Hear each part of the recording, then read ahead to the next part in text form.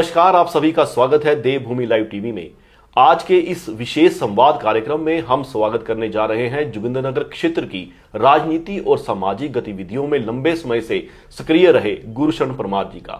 उन्होंने कांग्रेस संगठन में विभिन्न जिम्मेदारियों का निर्वहन करते हुए जिला उपाध्यक्ष के रूप में पूर्व में अपनी महत्वपूर्ण भूमिका निभाई है। क्षेत्र की जन समस्याओं, संगठनात्मक गतिविधियों और सामाजिक सरोकारों को लेकर उनकी सक्रियता हमेशा चर्चा में रही है। राजनीति के बदलते दौर, हिमाचल की वर्तमान परिस्थितियों, जोगिंद्रनगर के विकास, युवाओं की राजनीति में भागीदारी और संगठन की भविष्य को लेकर रणनीति जैसी कई महत्वपूर्ण विषयों पर आज हम उनसे खुलकर चर्चा करेंगे। साथ में पंचायती राज में हो रही उथल पुथल के चलते भी हम इनसे बात करेंगे। तो आइए शुरू करते हैं यह विशेष संवाद कार्यक्रम और जानते हैं कि किस अनुभव और जनता के लिए वे अपने संदेश को लेकर इस संवाद कार्यक्रम के माध्यम से आप सभी के समक्ष आए हैं।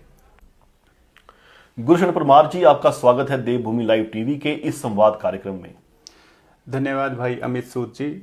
आपका जो ये देवभूमि लाइव चैनल है, ये एक बहुत ही प्रतिष्ठित चैनल जोगिंद्रनगर शहर और जोगिंद्रनगर क्षेत्र में मैं इसको मानता हूँ, क्योंकि हालांकि आपके बाकी चैनलों के मुकाबले में जो फॉलोअर्स हैं कम हों, लेकिन वो पूरी तरह ऑर्गेनिक है, इसका मुझे पता है। और जिस तरह की जो साफ गोई से जो पत्रकारिता आप करते हैं, आप जैसे पत्रकारों की जोगिंद्रनगर क्षेत्र में बहुत सख्त ज़रूरत है। आपने इस संवाद कार्यक्रम में उपस्थित होकर के अपने विचार जोगिंद्रनगर के जन जन तक पहुंचाने के लिए जो मुझे समय दिया, इसके लिए मैं हृदय से आपका आभारी हूँ। गुरुशरण परमार जी, हम जानना चाहेंगे कि आपका जो राजनीतिक जीवन है वो किस प्रकार से शुरू हुआ और किन किन राजनीतिक पदों पर अभी तक आप अपनी जो सेवाएं हैं वो कांग्रेस में दे चुके हैं।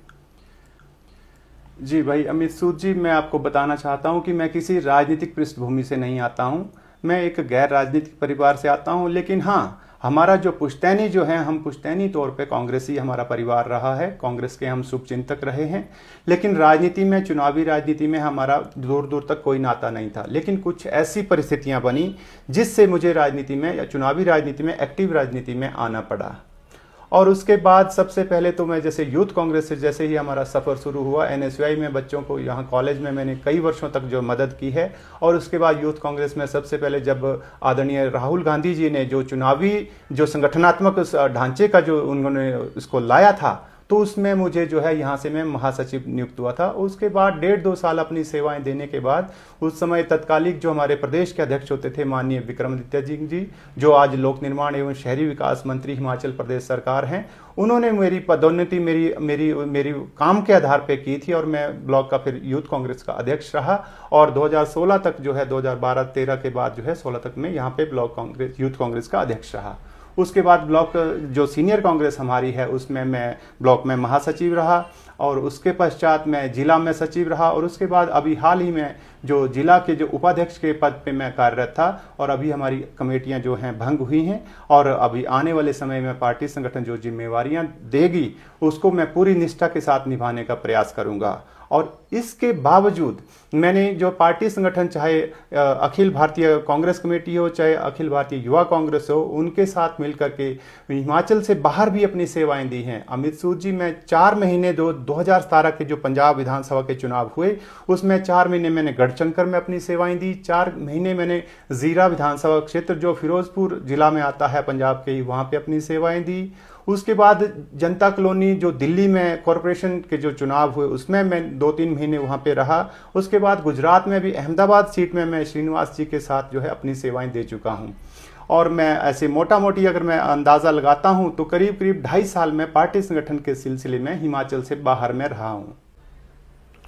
गुरुशरण जी, अगर बात करें पंचायती राज चुनावों की, तो हमने देखा है कि अभी भाजपा ने, अगर मैं जिला परिषद की बात करूं, तो जिला परिषद वार्डों में अपने जो उम्मीदवार हैं उनको उन्होंने जमीन पर उतारा है, रण में उतारा है, परंतु कांग्रेस का कोई भी उम्मीदवार अभी पर इस चुनावी रण में नहीं है। ऐसा क्यों? देखिए, ये प्रदेश सरकार संगठन का निर्णय था कि, और माननीय सुखविंदर सिंह सुक्खू जी जो हमारे प्रदेश के मुख्यमंत्री हैं, और आदरणीय भाई विनय कुमार जी जो हमारे प्रदेश कांग्रेस कमेटी के अध्यक्ष हैं, उन्होंने मिलजुल करके ये एक निर्णय लिया था कि हम जो पंचायती राज जो संस्थान है उसमें किसी भी इसमें हम अपने कांग्रेस पार्टी के समर्थित जो ये अपना ये कैंडिडेट हैं वो नहीं उतारेंगे, क्योंकि उनका ये मानना था कि अब हमारे एक पंचायत में ही जाएं तो कम से कम 4 से 6 लोगों ने जो है चुनाव लड़ने का मन बनाया होता था। अगर हम एक को वहां पे अपना कैंडिडेट घोषित कर देते थे तो उसका तो रास्ता साफ हो जाता था, अच्छा उसके लिए हो जाता था। लेकिन बाकी 4-5 के जो है, जो दिल के जो इच्छा थी चुनाव लड़ने की, या हो सकता है जिसको हम चुनाव करें वो किस तरह से मैनेज करके आगे आ जाए और एक अच्छा प्रतिभावान व्यक्ति अगर पीछे न रह जाए, इस चीज को देखते हुए उन्होंने ये निर्णय लिया था कि सब अपना चुनाव लड़ें, जो आजमाएं, जो एक अच्छा व्यक्ति हो वो चुन के आगे आए। क्योंकि कांग्रेस जो है लोगों को अवसर देने में विश्वास रखती है, वो किसी को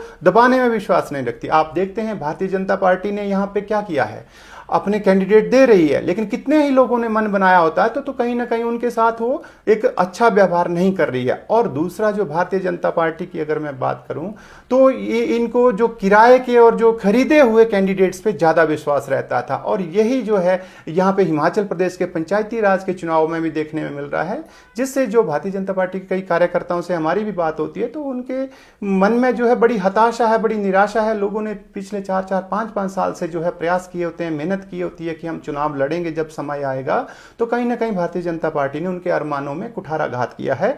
इस विषय में मैं हमारे प्रदेश के जो मुखिया हैं, जो विनय कुमार जी संगठन के, उनका भी मैं धन्यवाद करना चाहता हूं। उन्होंने ये सही निर्णय लिया है। कांग्रेस पार्टी सिर्फ जो नगर निगम के चुनाव हैं, जो पंजे और फूल के चुनाव के निशान पे होते हैं, सिर्फ उसमें अपनी जो है दखलंदाजी दे रही है। बाकी सबको जो है उन्होंने आजादी से अपनी इच्छा के अनुसार चुनाव लड़ने का भरपूर मौका दिया है। गुलशन जी, हम जानना चाहेंगे कि पार्टी के भीतर अनुशासन और कार्यकर्ताओं के सम्मान को लेकर आपकी क्या सोच है? किसी भी पार्टी संगठन, जो पार्टी जो होती है, पार्टी एक निष्क्रिय चीज होती है। वो जो सक्रिय हमारे पार्टी कार्यकर्ताओं के कंधे होते हैं, उनके इस पे चलती है। अगर मेरा ये मानना है कि अगर पार्टी का कार्यकर्ता अगर बैठ जाता है तो पार्टी बैठ जाती है, कार्यकर्ता चलता है पार्टी चल पड़ती है, कार्यकर्ता दौड़ता है पार्टी दौड़ती है।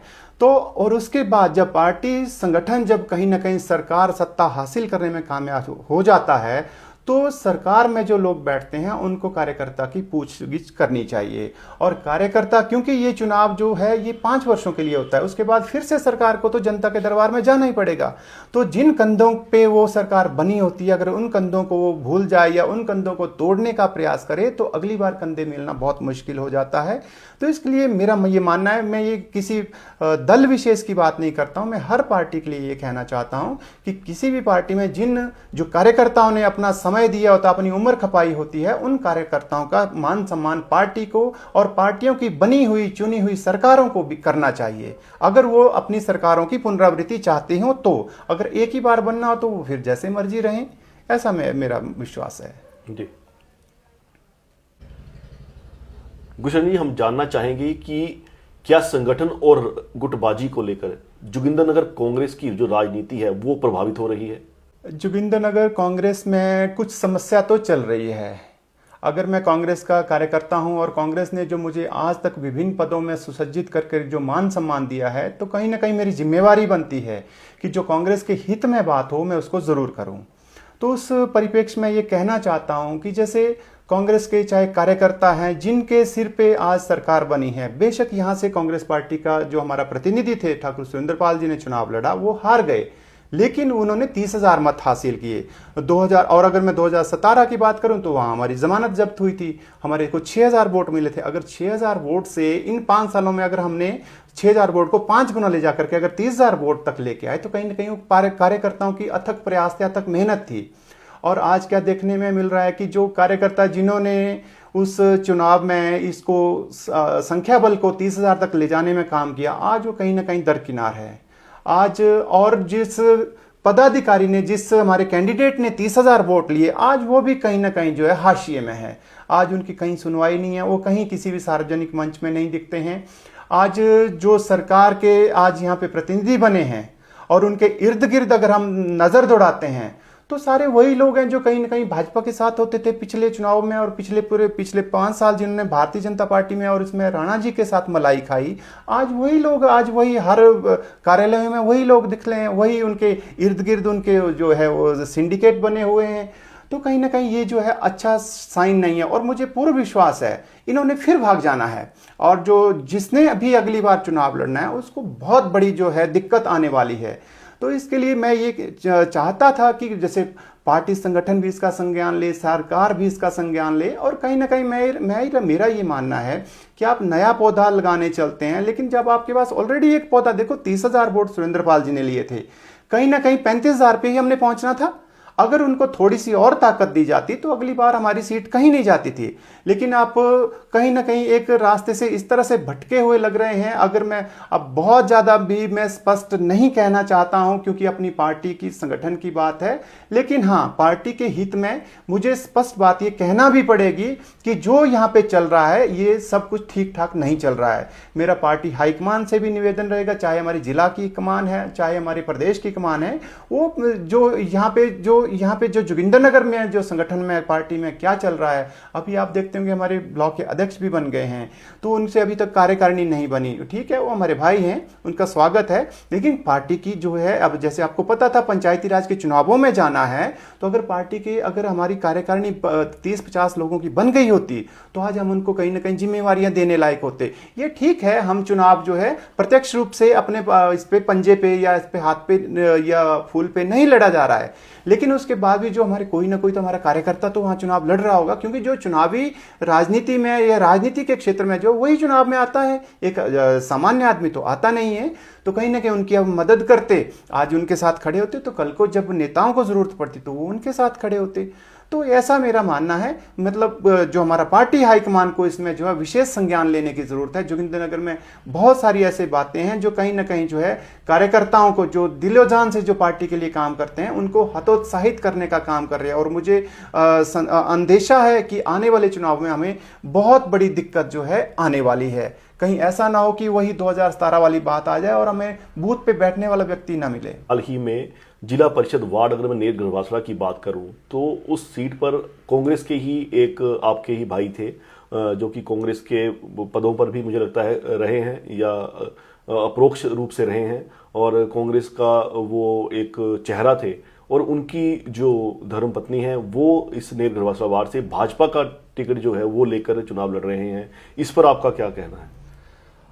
भाई अमित सूद जी, आपका सवाल बहुत वाजिब है। ये बात ठीक है कि वो कांग्रेस का आदमी था, लेकिन जिस तरह से इस बात को इतनी हवा दी जा रही है, जितना बहुत सारे चैनलों में मैं भी देख रहा हूं, तो कहीं ना कहीं मैं सोचने पे मजबूर हो जाता हूं। उनको कमी कांग्रेस ने क्या छोड़ी थी? आज उनको जो है स्टैंडिंग काउंसिल जो है हाई कोर्ट में हिमाचल प्रदेश के में बनाया हुआ है, और वो अच्छा पैसा उन्होंने सरकार से बनाया।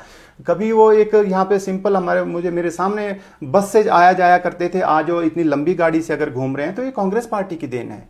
आज जो उनके पास जो पैसा अकाउंट में आया है, जो उन्होंने उसमें अपना हल्फनामा भरा है, तो मेरी उनके साथ हालांकि संवेदनाएं हैं, लेकिन वो वाले कार्यकर्ता नहीं है जो इस सरकार में प्रताड़ित हो रहे हैं। वो कार्यकर्ता हैं जो मतलब इस सरकार से मलाई खा रहे थे। और कहीं ना कहीं मैं ये कहना चाहता हूं कि उनको तो कोई कमी नहीं छोड़ी थी, और जब लास्ट का समय आया तो उन्होंने अब धीरे धीरे जो फसली बटेर होते हैं उन्होंने भागना शुरू कर देना है। मैं ये पहले दिन से कह रहा था, तो उस फहरिस्त में ये पहला नाम एक आ गया। ऐसे अभी बहुत सारे नाम आना बाकी हैं, क्योंकि ये जो जिनको पार्टी संगठन से प्यार नहीं है, आपको सब कुछ दिया हुआ, आप स्टैंडिंग काउंसिल, आपको कितने 2-3-4 विभाग आपको दिए हैं, अच्छा पैसा आप बना रहे हैं, तो आप उस पैसे का जो दुरुपयोग है वो पार्टी को ही डैमेज करने के लिए कर रहे हैं। और इस समय तो आप कांग्रेस के कार्यकर्ता बन जा रहे हैं, लेकिन जब आज पार्टी के साथ खड़े होने की जरूरत है। और दूसरा, आप पार्टी से चाहते क्या है? जब पार्टी ने कह दिया है कि हम अपने, क्योंकि ये हाथ पंजे पे और इस पे तो चुनाव नहीं हो रहा है, तो पार्टी अपने कैंडिडेट दे भी नहीं रही है, तो आप पार्टी हाईकमान को नहीं मानते क्या? हम नहीं क्या चुनाव लड़ सकते थे? लेकिन जब पार्टी हाईकमान ने कहा है कि नहीं, हमने हाथ पंजे पे चुनाव नहीं है, हमने सबको मौका देना, कितनी अच्छी बात है ना? हर कार्यकर्ता को मौका दिया जा रहा है। वैसे ही आप भी खड़े हो जाते, जैसे हम और अपने हमारे जितने भी, चाहे नगर परिषद में हमारे प्रत्याशी खड़े हुए हैं, हमारी पार्टी के पदाधिकारी खड़े हुए हैं या वर्कर्स खड़े हुए हैं, हम उनकी मदद कर रहे हैं। चाहे बीडीसी में, जिला परिषद में, प्रधानों में, प्रधानों वार्ड पंच तक जो हमारा आदमी खड़ा है, मुझे पता है, जो बूथ में हमारे पार्टी के लिए पहरा देता है, हम उसकी मदद कर रहे हैं। तो ऐसे आपकी भी मदद होती। लेकिन ये क्या बात हुई, अब आप दुश्मनों से जाके मिल जाएंगे? चुनाव सिर्फ इतनी महत्वाकांक्षा है तो कहीं ना कहीं एक पार्टी का जो सच्चा पक्का कार्यकर्ता होता है, ठीक है, मैंने आपको एनएसयूआई में नारे यहाँ पे लगाते हुए देखा था, उसके बाद तो आप शिमला में बैठे हैं, हाई कोर्ट में अपनी प्रैक्टिस कर रहे हैं, अपनी रोजी रोटी कमा रहे हैं। शिमला में बैठ के जोगिंदरनगर की राजनीति नहीं होगी। और दूसरा, मैं अमित सूद जी आपको बता दूं कि जैसे जो भारतीय जनता पार्टी ने जो इसको एक कांग्रेस से एक कार्यकर्ता लेके उसको बड़ा ज्यादा मीडिया में प्रोपेगेट किया जा रहा है, ये इनकी हार का कारण बनेगा। भारतीय जनता पार्टी के मुझे कितने ही कार्यकर्ता हैं जिन्होंने यहाँ पे सपने पाले थे कि हम जिला परिषद लड़ेंगे, आज वो हतोत्साहित हैं, और कईयों ने तो अपना इंडिपेंडेंट ये चुनाव लड़ने के लिए अपना नामांकन भी दाखिल कर दिया है, और मुझे वो उससे ज्यादा सक्षम उम्मीदवार लगते हैं। मैं तो प्रकाश राणा जी और इनके जो भारतीय जनता पार्टी के जो ब्लॉक के अध्यक्ष हैं, जो इनके संगठनात्मक लोग हैं, उनकी सोच पे और उनकी समझ में मुझे तो बहुत एक चिंता व्यक्त होती है। मैं करना चाहता हूं, मुझे बड़ी पीड़ा होती है कि आप ये क्या है, आप मतलब भारतीय जनता पार्टी का पूर्णतः आप कांग्रेसीकरण कर देना चाहते हैं। आप देश में भी ये चला है, प्रदेश में भी ये चला है, जोगिंदरनगर में भी आपने अब यही रिवायत शुरू कर दी। आप जो है किराए के घोड़ों पे ही दांव लगाएंगे, आपको अपने कार्यकर्ताओं पे विश्वास नहीं है क्या? इस बात का भारतीय जनता पार्टी के कार्यकर्ताओं ने कड़ा संज्ञान लिया और लेना भी चाहिए। मैं उनको पुरजोर उनका समर्थन करता हूं। आप चुनाव लड़िए और उनको बताइए कि इससे ज्यादा हम सक्षम थे, और मुझे पूरा विश्वास है भारतीय जनता पार्टी के जो कार्यकर्ता हैं वो उनसे ज्यादा वोट लेकर के इस चुनाव में कामयाब। गुलशन जी, हम आपसे जानना चाहेंगे कि क्या आपको लगता है कि स्थानीय नेताओं की, यहाँ पर बात कर रहा हूं मैं, संगठन में उनको पर्याप्त महत्व मिल रहा है, जिस तरह से आपने अभी सुरेंद्र पाल जी की बात कही है? देखिए, मुझे बहुत हैरानी होती है। अब इस चीज़ का अगर मैं कहूँ तो हमारी कहीं ना कहीं जो प्रदेश कांग्रेस कमेटी है, चाहे हमारी सरकार है, माननीय मुख्यमंत्री जी हैं, उनसे मुझे बड़ी चिंता होती है कि आपको इतना नहीं दिख रहा कि एक आदमी ने जो 30,000 वोट लेकर यहाँ पे बैठा है, आज उसको घर बिठाया हुआ है। वोट तो उन्होंने लिए हैं, और जो दूसरे जो लोग हैं जिन्होंने उनका काम किया, आज उनको दुश्मन की नज़र से देखते हैं। और जो यहाँ पे बातें भी उठी हैं कि कौन कौन जो कांग्रेस के जो लोग थे, जो कहाँ कहाँ किस किस होटलों में, भीड़ में और कहाँ कहाँ जाकर के, और ढेलू में, और किस किस होटल में जाके बिके, किस किस ने कितनी कितनी की बोली लगाई। आज जो अगर यहाँ पे सर्वे सर्वा बनते हैं और अगर यहाँ पे अगर आज पैसा कमा रहे हैं, तो कहीं ना कहीं ये कार्यकर्ता का मनोबल तोड़ने की बात है। और कार्यकर्ता तो छोड़ दीजिए, अगर आप नेताओं का ही मनोबल तोड़ रहे हैं, तो कांग्रेस पार्टी फिर अब दोबारा से सत्ता में आने का स्वप्न किस लिहाज से देखती है, मुझे समझ में नहीं आता। मैं सुरेंद्र पाल जी का कोई हिमायती नहीं हूं, मैं खुद में एक नेता हूं। सुरेंद्र पाल जी से कई मुद्दों पे जो है मेरा जो है उनसे मेरा वैचारिक टकराव हो सकता है, लेकिन कांग्रेस के नजरिए से, कांग्रेस के सेहत के नजरिए से सुरेंद्र पाल जी को अहमियत दी जानी चाहिए थी। और कुछ लोग यहां से जाकर के, अब माननीय मुख्यमंत्री जी को अगर यहां से जोगिंदरनगर से जाके 10, 20, 50 लोगों को ले जाकर के अगर वहां पे मिसगाइड किया जाता है और उनको कुछ और, यहां पे धरातल में कुछ और स्थिति हो और वहां पे कुछ और ही स्थिति दिखाई जाती है, तो वो भी व्यक्ति मजबूर हो जाते हैं। मैं ये ऐसा समझता हूं कहीं ना कहीं मुख्यमंत्री के पास इतना समय तो होता नहीं है, वो तो जो उनको 5-10 मिनट का जो समय होता है उसी में उन्होंने निर्णय लेना होता है। तो जिसने वहां पे भूमिका बांध दी, तो कहीं ना कहीं ये जो है, जिसने कमाना है, जिनकी उनसे नजदीकियां हैं, वो कमाए, मुझे कोई इसमें उनसे कोई गिला शिकवा नहीं है। लेकिन पार्टी को आप बहुत ज्यादा डैमेज कर रहे हैं। आने वाले चुनावों में मुझे तो बहुत मुश्किल लग रहा है कि किस तरह से हम चुनाएंगे। हम तो कांग्रेस के कार्यकर्ता हैं। जब कांग्रेस की 2018 में जमानत जब्त हुई, जब कई लोग जो है इंडिपेंडेंट प्रकाश राणा जी के साथ चले गए या इधर उधर चले गए, हम तो तब भी खड़े रहे। मैं आपको बताना चाहता हूं अमित सूद जी, उस समय जब ये 19 तारीख को चुनाव हुआ था और 24 तारीख को मेरे घर में मेरी सगी बहन की शादी थी, लेकिन और मेरी 2 जोड़ी जूते की टूटी थी पूरे चुनाव प्रचार में, और मेरे पूरे पांव में छाले थे। शादी में सैकड़ों लोग आए थे, उन्होंने मेरे पांव में छाले देखे हैं। मैंने अपनी बहन की शादी में बिल्कुल भी काम नहीं किया, मैं ऐसे पांव फैलाए बैठा रहा, लेकिन मैंने पार्टी के कार्यकर्ता का काम किया। हम तो विपरीत परिस्थितियों में भी पार्टी के साथ कंधे से कंधा मिलाकर के खड़े रहने वाले व्यक्ति हैं। लेकिन मेरे खड़े रहने से कुछ नहीं होगा जब तक हमारा सारे कार्यकर्ताओं का समूह नहीं खड़ा होता है, जब तक हम वर्कर को और जो हमारे जो वेलविशर जो गांव में बैठे होते हैं, जिनको फायदे से कुछ नहीं लेना होता है, जिनको ठेकेदारी नहीं करनी होती है, जिन्होंने कोई ट्रांसफर नहीं करानी, जिन्होंने कोई काम नहीं लेना होता है, सिर्फ कांग्रेस की विचारधारा से हाथ पंजे से जो जुड़े हुए लोग होते हैं, कहीं ना कहीं ऐसे कामों से वो लोग जो है हतोत्साहित होते हैं। कार्यकाल है उसको आप किस प्रकार से देखते हैं, क्योंकि जो 10 गारंटियां हैं वो सरकार पूरी नहीं कर पाई है और बहुत सी मंचों पर जो है वो सरकार को इन 10 गारंटियों को लेकर विपक्ष द्वारा घेरा भी गया है। अमित जी, विपक्ष का काम तो है कहना, लेकिन कहीं ना कहीं उसमें वो विपक्ष की ही उसमें मुख्य जो भागीदारी है, उन जो 10 गारंटियां जो हिमाचल प्रदेश में कांग्रेस पार्टी ने दी थी, वही आज जो है कांग्रेस पार्टी के जो उसके रिपीट होने का जो कारण बननी है। और उसमें से अधिकतर जो गारंटियां जैसे दूध पे एमएसपी है या ओपीएस है या और भी कई सारी चीजों पे थी, उस पे जो काम चल रहा था, और जैसे एमएसपी पे, गोबर पे, सब चीज पे, लेकिन कहीं ना कहीं जैसे जो इन्होंने हमारे जो कमर तोड़ने का जो काम किया फाइनेंशियल रूप से केंद्र की मोदी सरकार ने, और भारतीय जनता पार्टी की जो हिमाचल प्रदेश का जो नेतृत्व है, उससे जो है कहीं ना कहीं हम इन गारंटियों को पूरी तरह से धरातल में जिस तरह से माननीय मुख्यमंत्री जी चाहते थे ना वो उस तरह से उतना कर पाए, लेकिन जो उसको हमने करना तो है, लेकिन कहीं ना कहीं जो है आपको पहले ही मालूम है, चाहे भारतीय जनता पार्टी की सरकार हिमाचल प्रदेश में हो और केंद्र में जो है वो कांग्रेस की सरकार हो, तब भी कभी भी ऐसा कट जो है हिमाचल को आने वाले फंड्स पे नहीं लगता था। जिस तरह की जो ये रिवायत है, माननीय जो हमारे प्रधानमंत्री हैं नरेंद्र मोदी जी, जैसे पिछली बार वो आए थे तो उन्होंने 1500 करोड़ रुपए की घोषणा की, आज तक वो 1500 करोड़ रुपए नहीं आए, और इस तरह से जो हमारा फंसा हुआ जो पैसा है वो भी उन्होंने नहीं दिया। तो कहीं ना कहीं हिमाचल प्रदेश को पीछे धकेलने का काम भारतीय जनता पार्टी का, हिमाचल प्रदेश का नेतृत्व और केंद्र की जो भारतीय जनता पार्टी की सरकार है, ये दोनों अहम रोल निभा रहे हैं। इनका मुख्य मकसद यही है कि कांग्रेस पार्टी की सरकार को फेल करना है, लेकिन कांग्रेस पार्टी को सरकार को फेल करते करते आप हिमाचल के आम जनमानस को सजा देने का काम कर रहे हैं। तो इसका खामियाजा मैं समझता हूं कि भारतीय जनता पार्टी को भुगतना पड़ेगा। गुलशन परमार जी, अगर बात करूं मैं विधानसभा चुनाव 2027 की, तो क्या आप भी उसमें एक अपना चेहरा अपने आप को देखते हैं कैंडिडेट के रूप में?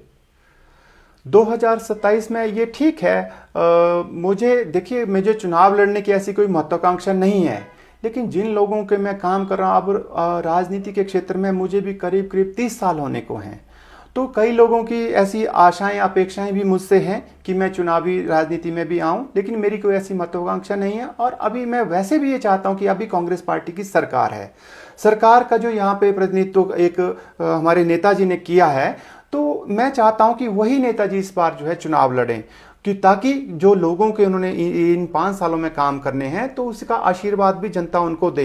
लेकिन हाँ, ये जरूर है कि आने वाला अगला जो चुनाव होगा 2032 का, उसके लिए मेरी पूरी कोशिश रहेगी कि कांग्रेस पार्टी के जो नजरों में मैं अपने आप को एक बतौर नेता पूरी तरह स्थापित कर सकूं, और कांग्रेस पार्टी मुझ पे विश्वास जताए, और मुझे अगर पार्टी टिकट देती है तो मैं पूरी दमखम के साथ और पूरी दिलोजान के साथ जो है इस चुनावी दंगल में उतरने के लिए भी तैयार रहूंगा। हालांकि फिर एक बार मैं कहता हूं कि जैसे कई लोग जिनकी आप अभी बात कर रहे थे, ऐसा मेरा कभी भी नहीं होगा। पार्टी नहीं टिकट देगी तब भी जिस भी कार्यकर्ता को, जिस भी कैंडिडेट को टिकट दिया जाएगा, पहले भी हमने उनकी भरपूर मदद की है, आगे भी भरपूर मदद करेंगे। लेकिन हाँ, जैसे मैं अगर देखूं तो जितने भी लोग हैं उनमें मैं भी एक सक्षम एक कैंडिडेट हूं, मैं भी चुनाव के उसमें हो सकता हूं। हाँ ठीक है, यहां पे जोगिंदरनगर में एक मुझे और बात देखने को क्या मिलती है कि जिसके पास अच्छा धन है, जिसके पास लंबी लंबी गाड़ियां हैं, जिसने अच्छे अच्छे सूट सिलवा लिए हैं, जिसने अच्छे काले गॉगल ले लिए हैं, उनको नेता माना जाता है। मैं लोगों से भी ये आग्रह करूंगा, ये अपील करूंगा कि कहीं ना कहीं किसको नेता आपने मानना है तो अपना चश्मा थोड़ा सा वो लोग बदलें, और बड़ी बड़ी गाड़ियों वाले और बड़े पैसे वालों के पीछे भागने के बजाय आपको वो आदमी चुनना चाहिए, उस आदमी को देखना चाहिए जो आपके हर सुख में हर दुख में आपके साथ खड़ा होने का मादा रखता हो। तो ये मैं आपके माध्यम से ये कहना चाहता हूं, अभी ऐसा कोई मेरा विचार नहीं है, लेकिन मुझ में कोई कमी भी नहीं है कि मैं जो विधानसभा चुनाव नहीं लड़ सकता हूं। हाँ, 2027 में भी मैं अपनी दावेदारी पेश करूंगा, लेकिन मैं फिर भी ये जरूर मानता हूं कि अगर हमारे जो नेताजी अभी हमारे सरकार का यहाँ पे प्रतिनिधित्व कर रहे हैं, अगर वो चुनाव लड़ने से कहीं ना कहीं अगर उनकी कोई ऐसा इच्छा नहीं होगी तो देखा जाएगा। अदरवाइज मेरे तो ये मानना है कि मैं तो जितने भी यहाँ पे प्रभारी, चाहे हमारे विदित चौधरी जी जो हमारे एआईसीसी के सेक्रेटरी हैं, वो यहाँ पे आए थे, मैंने उनके पास भी इनके लिए टिकट मांगा है। और साथ में मैंने ये भी कहा था कि जैसे 2000 ये जो हमारा अपना लोकसभा का चुनाव हुआ था, मैं ये उनको ये जो मैंने प्रेजेंटेशन दी उसमें मैंने ये कहा था कि जैसे हमने 1.5 साल की हमारी सरकार हुई, 1.5 साल पहले हम जो हैं 4000 वोटों से विधानसभा का चुनाव हारते हैं, और 1.5 साल जैसे ही होता है तो हम जो लोकसभा का जो चुनाव है उसमें हम जो 4000 की जो भाजपा की लीड है उसको 20,000 पे ले जाते हैं। जबकि जो कंगना रनौत जी हैं, बच्चे बच्चे को पता था कि वो किस तरह की महिला है, वो इस फील्ड में कामयाब होंगी या नहीं होंगी, और वो यहाँ की स्थानीय नहीं थी, सरकाघाट की स्थानीय लड़की थी। सरकाघाट ने उसको 14,000 की लीड दी और जोगिंदरनगर से हमने 20,000 की लीड दी। तो उस समय सरकार की जो योजनाओं का लाभ जो है हमारे नेताजी दे रहे थे, तो कहीं ना कहीं उनसे सवाल पूछा जाना चाहिए था, क्योंकि और वैसे भी लोगों के दिल में ये होता कि अभी 3.5 साल की सरकार बाकी है, तो वो सरकार के साथ ही चलने का जो है लोग जो है उसमें अपना विश्वास करते हैं कि अभी 3.5 साल का सरकार का समय है, तो सरकार के साथ ही चलते हैं।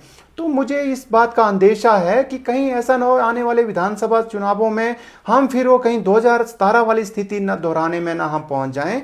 तो इस चीज के लिए मैं कहीं ना कहीं पार्टी के लिए मैं ये चिंतित जरूर हूं, और मैं विभिन्न जो प्लेटफॉर्म है जहां पे भी मुझे मौका मिलता है, मैं जितने भी हमारे पार्टी के जो सीनियर वरिष्ठ जो कार्यकर्ता हैं, पदाधिकारी हमारे हैं, उनको ये निवेदन करता रहता हूं। सुनना ना सुनना, अनसुना करना, ये उनके ऊपर है, लेकिन कोई ये नहीं कह सकता कि मैं मूक दर्शक बन के बैठा रहा।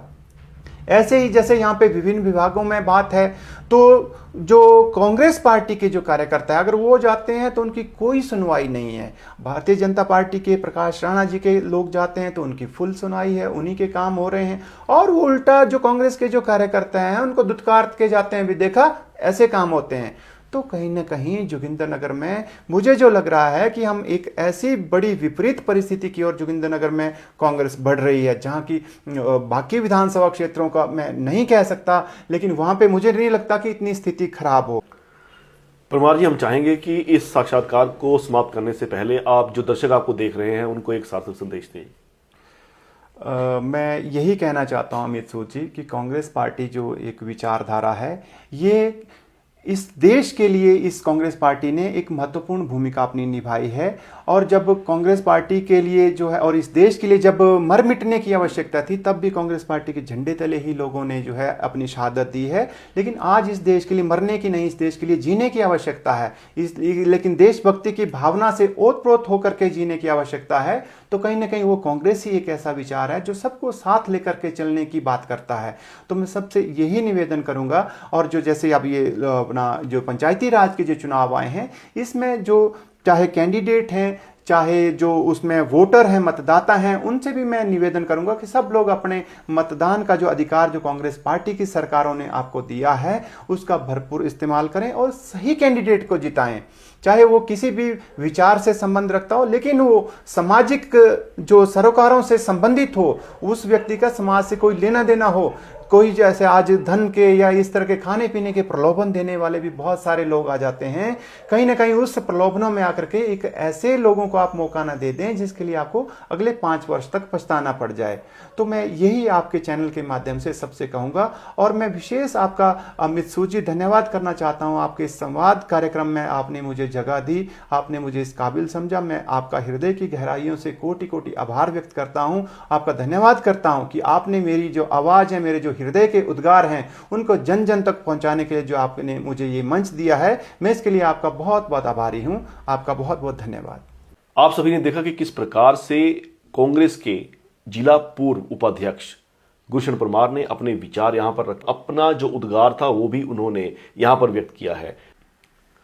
आप सभी से मेरी ये दरख्वास्त रहेगी कि आप इस स्ट्रीम को ज्यादा शेयर करें, लाइक करें और इस चैनल को ज्यादा सब्सक्राइब करें, ताकि गुलशन परमार जी के जो विचार हैं वो सभी लोगों तक पहुंच सके। आप सभी के समक्ष अगले संवाद कार्यक्रम में हम अगले नेता के साथ एक बार फिर से उपस्थित होंगे। तब तक आप देखते रहें देवभूमि लाइव टीवी। धन्यवाद।